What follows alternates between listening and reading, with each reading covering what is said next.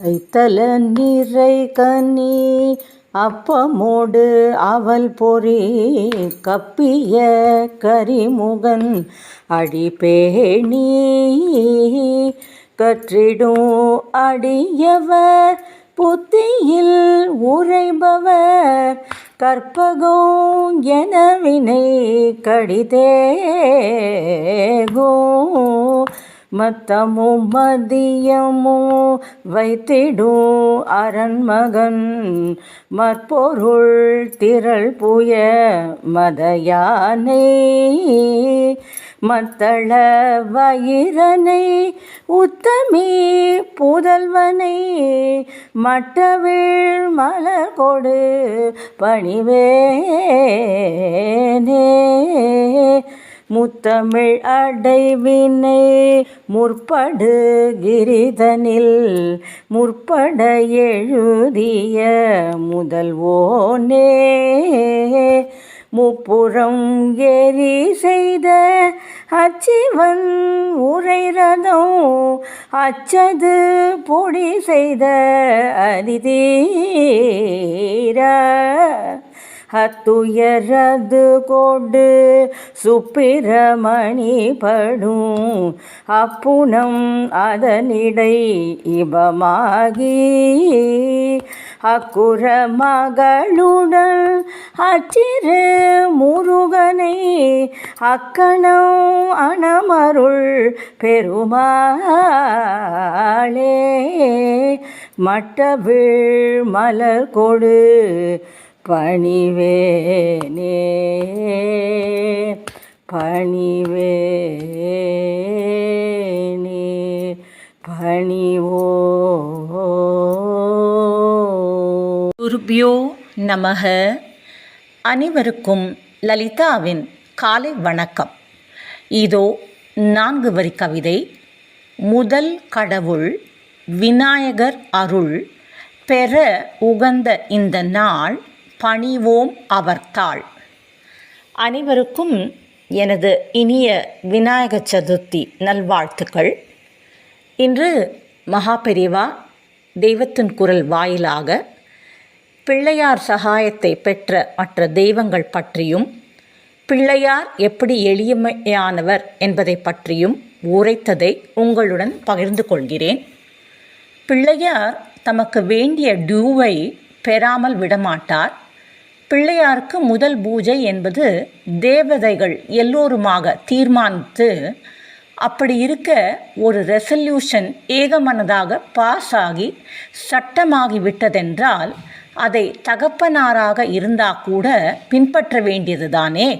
அந்த தகப்பனார் சர்வ ஜகத்துக்கும் ஈஸ்வரராகத்தான் இருக்கட்டும், மீறினால் குற்றம்தானே.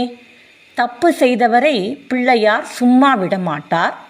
ஆகையால் திரிபுராசுரர்களை நோக்கி ஈஸ்வரரின் ரதம் போய்கொண்டிருக்கும் வழியில் அதன் அச்சு முறிந்து போகும்படியாக பிள்ளையார் பண்ணிவிட்டார். ரதம் நின்று போய்விட்டது. உடனே ஈஸ்வரருக்கு புரிந்துவிட்டது, ரொம்பவும் பெரியவன் ஆகையால் நமக்கு சட்டம் இல்லை என்று இருப்பது தப்பு. ரொம்ப பெரியவனாக இருப்பதால்தான் நாம் லோகத்துக்கெல்லாம் உதாரணமாக நடந்து காட்ட வேண்டும். அதன்படி சட்டத்துக்கு ரொம்பவும் அடங்கி போக வேண்டும்.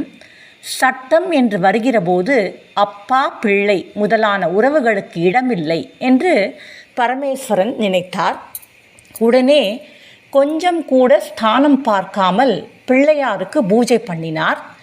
பிள்ளையாரும் அப்பா கொஞ்சம் நினைத்த உடனே ஓடி வந்து விக்னத்தை அகற்றிவிட்டார். அதற்கப்புறம் ரதம் ஓடி முடிவில் திரிபுராந்தகர் என்ற பெரிய பெயர் வாங்கும்படியாக ஈஸ்வரன் அந்த அசுரர்களை ஜெயித்தார். செங்கல்பட்டுக்கும் திண்டிவனத்துக்கும் நடுவில் அச்சரப்பாக்கம் என்று இருக்கிறதே, அந்த ஊர்தான் ஈஸ்வரனுடைய ரதத்தின் அச்சு இற்று போன அச்சிறு பாக்கம் என்று சொல்வார்கள். அப்படி சொல்வது நிஜம்தான் என்று நிரூபிப்பதற்காக சமீபத்தில் ஒன்று நடந்தது. ராமேஸ்வரத்தில் சங்கர மண்டபம் கட்டி கொண்டிருந்தோம். அதில் பிரதிஷ்டை செய்ய வேண்டிய ஆச்சாரியால் பிம்பத்தை லாரியில் எடுத்து கொண்டு போயிற்று. ஜெய்ப்பூரிலிருந்து சலவைக்கல் தருவித்து காஞ்சிபுரத்தில் ஆச்சாரியாளுக்கும் அவருடைய 4 சிஷ்யர்களுக்கும் பெருசாக பிம்பம் பண்ணி அங்கிருந்து ராமேஸ்வரத்திற்கு லாரியில் எடுத்து கொண்டு போயிற்று. அப்பொழுது வழியில் சரியாக அந்த அச்சிறுபாக்கத்திலே லாரி பிரேக் டவுன் ஆகி நின்றுவிட்டது. அப்புறம் பிள்ளையாருக்கு 108 தேங்காய் உடைத்துவிட்டே லாரியை பழுது பார்த்து கிளப்பிற்று. அதற்கு பிற்பாடு எந்த விக்னமும் இல்லாமல் கும்பாபிஷேகம் பிரதிஷ்டை எல்லாம் ஜாம் என்று நடந்தது. இந்த விக்னமும் கூட அனுகிரகம் என்று தான் தோன்றிற்று. தாம் கைலாச சங்கரனே தான் என்று நமக்கு உறுதிப்படுத்துவதற்காகவே நம்முடைய சங்கர பகவத் பாதாள் இங்கே தம்முடைய நவீன கால ரத அச்சான லாரி ஆக்சிலை முறித்து கொண்டிருக்கிறார் என்று தோன்றிற்று. இப்படியே விநாயகர் தன் தாயார் பார்வதிக்கும் உதவி செய்ததை நாம் சென்ற பதிப்பில் பார்த்தோம். தாயார் தகப்பனாரே இப்படி தங்கள் வெற்றிக்கான கிரெடிட்டை பிள்ளையாருக்கு கொடுத்திருக்கிறார்கள். அப்படி இருக்க தம்பிக்கு மட்டும் அவர் சகாயம் பண்ணாமல் நடக்குமா? ஆனால் இது சத்ரு ஜெயம் அல்ல. சுப்பிரமணிய சுவாமி தன்னுடைய சிருங்கார ஜெயத்துக்காகவே அண்ணாவின் சகாயத்தை நாட வேண்டியிருந்தது. குழந்தையாய் இருந்தபோது அவர் சந்நியாசி ஆனதற்கு தண்டாயுதபாணி என்று ஆண்டிப்பண்டாரமாக போனதற்கும் இதே அண்ணாதான் காரணம். எதற்காக அவருடைய அவதாரம் ஏற்பட்டதோ அந்த சூரசம்ஹாரமும் அப்புறம் பண்ணினார். அதற்கப்புறம் இவருக்காகவே உருகி கொண்டிருந்த வள்ளியிடம் மாறுவேஷத்தில் வேடனாக விருத்தனாக போய் விளையாட்டு பண்ணினார். அவள் இவர் யார் என்று புரிந்து கொள்ளாமல் உதாசீனம் செய்தாள். அப்பொழுது அவர் சுப்பிரமணியராக காட்சி கொடுத்திருந்தாலே போதும், அவள் உடனே அவரிடம் பிரேமை கொண்டிருப்பாள். ஆனால் அவர் அப்படி பண்ணாமல் தமையனின் பெருமையை உலகத்துக்கு தெரிவிக்க பண்ண இது ஒரு நல்ல சந்தர்ப்பம் என்று நினைத்தார். எடுத்த காரியத்துக்கு இடைஞ்சல் ஏற்பட்டால் பிள்ளையாரை பூஜித்தே அதை நிவிருத்தி செய்து கொள்ள வேண்டும் என்று ஜனங்கள் உணரும்படி பண்ண வேண்டும் என்று நினைத்தார். அதனால் உடனே மகா கணபதியை தியானம் பண்ணினார்.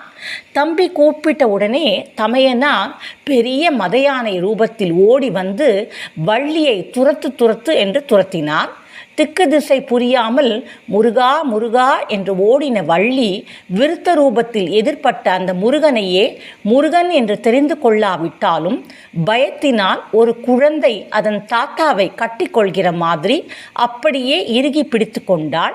இதற்கு மேலும் விளையாடக்கூடாது, விநாயக பிரபாவத்தை வெளிப்படுத்தியாச்சு என்று சுப்பிரமணியரும் அப்போது தம்முடைய சுயரூபத்தை எடுத்துக்கொண்டு வள்ளியை சந்தோஷத்தில் ஆழ்த்தினார். அப்புறம் வள்ளி கல்யாணம் நடந்தது. கட்டை பிரம்மச்சாரியான கணேசமூர்த்தியே தம்பியின் காதல் கல்யாணத்துக்கு உதவி பண்ணியிருக்கிறார். மாமாக்காரர் மகாவிஷ்ணு மருமானுக்கு மரியாதை பண்ணி அவர் மகிமை தெரியும்படியாக செய்ததை சொல்ல வேண்டும். மகாவிஷ்ணு என்ற மூல ரூபத்தில் அவர் இவரிடமிருந்து சக்கரத்தை வாங்க முடியாமல் தோப்பிக்கர்ணம் போட்டது மட்டுமில்லை, ராம கிருஷ்ணாதி அவதாரங்களிலும் பிள்ளையாருக்கு சாஸ்திரோத்தமாக பூஜை பண்ணியிருக்கிறார்.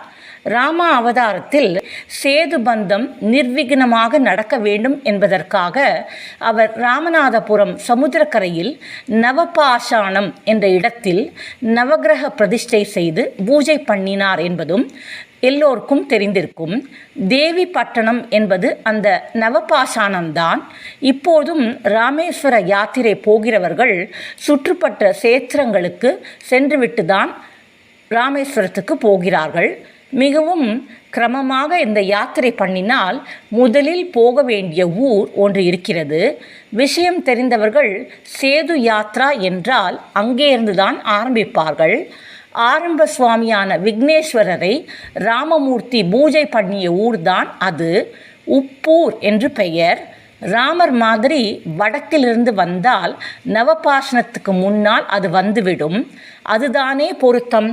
நவகிரகங்களை பூஜிப்பதற்கு முதலில் சுக்லாம்பரதரம் கொட்டி கொண்டு தானே ஆக வேண்டும். எல்லாம் மனுஷிய ரீதியில் சாஸ்திரோத்தமாக சம்பிரதாயப்படி பூர்வமாக பண்ணி வழிகாட்டிய ராமர் அவர் சேதுபந்தத்துக்கு முன் நவகிரகங்களை பிரீத்தி செய்தார் என்றால் அதற்கு முந்தி சர்வ விக்ன ஹர்த்தாவான பிள்ளையாரையும் பூஜை பண்ணித்தானே இருப்பார். அப்படி அவரால் பூஜிக்கப்பட்டவர்தான் நவபாஷாணத்துக்கு பக்கத்தில் இருக்கும் உப்பூர் பிள்ளையார். வரப்பிரசாதி என்று அந்த வட்டாரத்தில் உள்ளவர்கள் எல்லாம் கொண்டாடும் மூர்த்தி மற்றவர்களுக்கு வரம் கொடுப்பாரே தவிர தமக்கு ஒரு கூரை கூட இல்லாதவர். தமக்கு மேலே விமானம் கட்ட அவர் விடுவதே இல்லை. எதையாவது விக்னத்தை பண்ணி அதை தடுத்துவிட்டு எளியவர்களில் எளியவராக வெயிலில் மழையில் எல்லாம் தம்மேலே விழும்படி உட்கார்ந்து கொண்டிருக்கிறார். வெயில் தந்த விநாயகர் என்று அவருக்கு பெயர். இப்பொழுது விநாயகரின் எளிமையை பற்றி பார்ப்போம். கஷ்டமாக இருப்பவைகளை எளிதாக ஆக்கி தருவதற்காகத்தான் நமக்கு பிள்ளையார் இருக்கிறார். எங்கே பார்த்தாலும் படர்ந்து கிடக்கும் அருகம்புல்லை பிய்த்து அவர் மேலே போட்டுவிட்டால் போதும், அதிலே திருப்தியாகி விடுவார். மனுஷியர்கள் எவரும் வைத்து கொள்ளாத பூ, அதனால் கடையில் விலைக்கு வராத பூ, செடியிலே எதேஷ்டமாக பூத்து கிடக்கிற அந்த எருகம்பூவில் 4 கை காசுக்கு செலவில்லாமல் பறித்து வந்து பிள்ளையார் பாதத்தில் போட்டுவிட்டால் அப்படியே பரம சந்தோஷம் அடைந்து விடுவார். ஏதோ பிறப்பம் பழமோ கொய்யா பழமோ பரம ஏழைக்கு கூட கிடைக்கக்கூடியது. அதை கண்ணில் காட்டினால் குளிர்ந்து போய்விடுவார். இன்னும் கொஞ்சம் நமக்கு வசதி இருந்தால் ஒரு தேங்காய் அர்ப்பணம் பண்ணலாம். அதை கூட மந்திரம் கிந்திரம் சொல்லி நைவேத்தியம் என்று பண்ண வேண்டும் என்பதில்லை. சிதறு காய் என்று அவருக்கு முன்னால் போட்டு உடைத்தாலே போதும். அந்த துண்டத்தை 4 ஏழை குழந்தைகள் பொறுக்கி தின்று விட்டால் அந்த குழந்தைகளின் சந்தோஷத்திலே சாக்ஷாத் ஈசனின் மூத்த குழந்தையும் பரமானந்தம் அடைந்துவிடும். இதைவிடவும் சௌகரியம் இருந்தால் இந்த குழந்தைக்கு சாக்லேட்டுக்கு பதில் மோதகம் நிவேதனம் செய்யலாம். இதையும் அவர் கண்ணில் காட்டிவிட்டு மற்ற குழந்தைகளுக்கு தந்து நாமும் சாப்பிட்டே அவரை சந்தோஷப்படுத்தி விடலாம். மோதகம் என்றால் ஆனந்தம் என்று அர்த்தம். பொங்கும் ஆனந்தமே உருவான ஆனைக்குட்டியாக அவர் இருப்பதால் அவரை புதிதாக நாம் சந்தோஷப்படுத்துவது என்பது கூட இல்லை. அவரிடம் போய் நின்று விட்டாலே போதும், பிரீத்தி அடைந்து விடுவார். நாமும் அவர் பிரீத்தியை சம்பாதித்து கொண்டு விடலாம். தத் துவாரா, அதன் வழியே ஈஸ்வரன் அம்பாள் ஆகியோரின் பிரீத்தியையும் பெற்றுவிடலாம். அவரிடம் போய் நிற்பதிலும் கஷ்டமில்லை. அவர் கோயிலுக்கு என்று நாம் சிரமப்பட்டு கொண்டு எங்கேயோ அலைந்து திரிந்து கொண்டு போகணும் என்பதே இல்லை. எந்த சந்து பொந்து பக்கமாக, ஆற்றங்கரை குளத்தங்கரை பக்கமாக, அரசமர பக்கமாக நாம் போனாலும் அரை மைலுக்குள் 4 பிள்ளையார் கோவிலாது கண்ணில் பட்டுவிடும். கற்ப கிரகத்துக்குள்ளே போகக்கூடாது, நந்திக்கு குறுக்காக போகக்கூடாது. இந்த மாதிரி கட்டுப்பாடெல்லாம் இடமில்லை. அவர் இருக்கிறதே ஒரே உள்தான். அல்லது அது கூட இல்லாமல் ஆகாசம் பார்க்க அவர் பாட்டுக்கு காற்றாட மரத்தடியில் உட்கார்ந்து கொண்டிருப்பார். தீண்டாதாரர் இதர மதக்காரர்கள் பார்க்கலாமா கூடாதா என்று கேள்விகள்லாம் இடமில்லை. சகல ஜனங்களின் கண்களில் படும்படி உட்கார்ந்திருப்பார் என்று அந்த விக்னேஸ்வரன் எளிமையை பெரியவா அழகாக எடுத்துரைத்துள்ளார். ஹரஹர சிவசுத கணபதி சரணம், அடியவர் வினைகழ அருள்பவ சரணம், நினைபவர் பவம் அற நினைபவ சரணம், நெடியவன் விழித்தரு நெடியவ சரணம் என்று அந்த விக்னேஸ்வரரை வணங்கி நமது விக்னங்கள்லாம் நீங்கி நம் வாழ்வில் சந்தோஷம் மலர வேண்டும் என்று அவரை பிரார்த்தித்து அவரது தந்தையான சிவபெருமானின் சொரூபமான மகா பெரிவாளை வணங்கி அவர் பாதம் பணிந்து ஜெய ஜெய சங்கர ஹரஹர சங்கர, ஜெய ஜெய சங்கர ஹரஹர சங்கர, ஜெய ஜெய சங்கர ஹரஹர சங்கர என்று கூறி என் உரையை முடித்து கொள்கிறேன்.